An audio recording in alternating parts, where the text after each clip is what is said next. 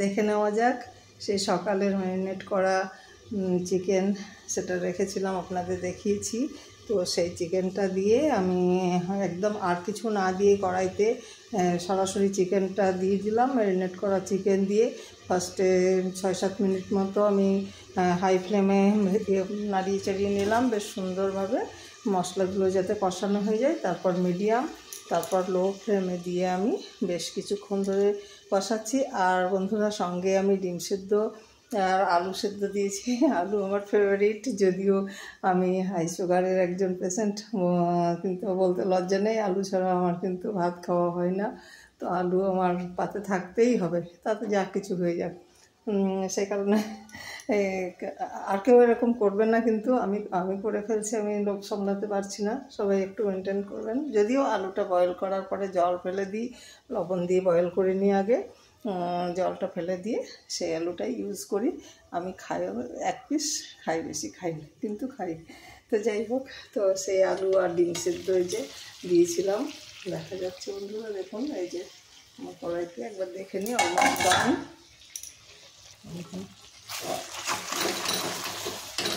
ডানটা হয়ে গেছে বন্ধুরা, অনেকক্ষণ থেকে এটা কুক হচ্ছে। এবার আমি এই দিকটাই কড়াইও বসিয়ে রেখেছি। এই যে এটা একটা হাঁড়ি পাতিলা টাইপের নিলাম, এখানে আমি দিয়ে দিচ্ছি ঘি, এবং পরিমাণ মতো ঘি দিই।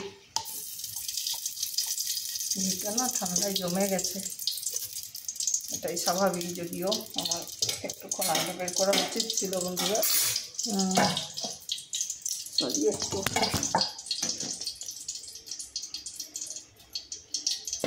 এটাতে দিয়ে দিলাম। তো ঘিটা আমি দেখুন দিয়েছি,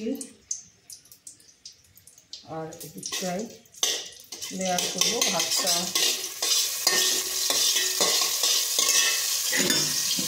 ভাতটা খেয়েছি দেখুন, ভাতের মধ্যে সমস্ত মশলা ইউজ করেছি আমি, যে মশলাগুলো আমি বিরিয়ানি করেছি সেটাই আমি ইন্ডিয়া গেট বাসমতি নিয়েছিলাম, ইন্ডিয়া গেট বাসমতি, সেটার সঙ্গে আমি এবার লেয়ার করছি। এই যে আমার যেটা গরম হয়ে গেছে, গ্যাসটা অফ করে দিলাম।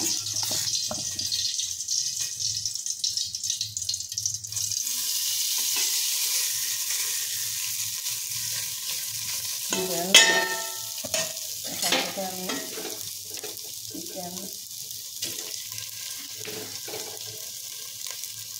চিকেন দিচ্ছি, আলু দিচ্ছি,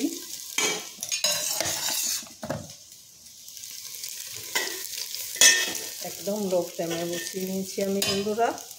এবার আমি আরেকটা লেয়ার দিলাম, দেওয়ার পরে দেখুন দেখা যাচ্ছে বন্ধুরা, দেখতে পাচ্ছেন, এই দেখুন, এই যে এটা হচ্ছে আরেকটা লেয়ার যাচ্ছে, দিয়ে দেবো একখানা ডিম। এইভাবে আমি লেয়ার করে করে সমস্তটা দেবো।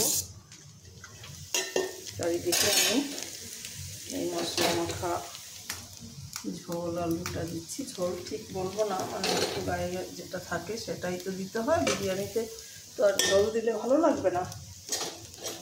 এটা আমি দিয়ে দিচ্ছি, এরপরে আমি আবারও দিচ্ছি। এইভাবে আমি এবার লেয়ার করব, লেয়ার করে আমি এটাকে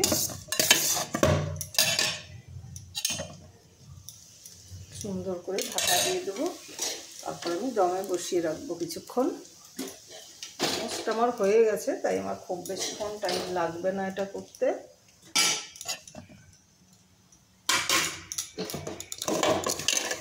বাঙালির হাত দিয়েই আমি চালালাম, আর পারা যাচ্ছে না এটা।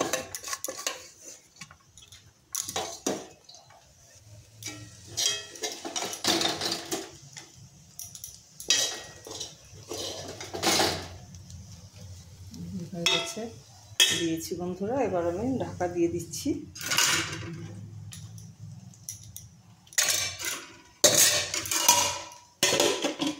চাপা দিয়ে দিচ্ছি, যে এইভাবে কিছুক্ষণ একদম বন্ধ অবস্থায় থাকবে। তারপর আমি নামিয়ে নেব, গরম গরম পরিবেশন করব, খাওয়া দাওয়া করে মামে আর কি। তারপরে গুড নাইট আপনাদের সবার জন্য, সুন্দর একটা গুড নাইট, সুইট ড্রিমস। সবাই ভালো থাকুন, সুস্থ থাকুন। আবার দেখা হবে আগামী ব্লগে। আগামী দিন সকলের ভালো কাটবে এই শুভেচ্ছা বার্তা দিয়ে আমি আমার ব্লগটা এখানে শেষ করছি।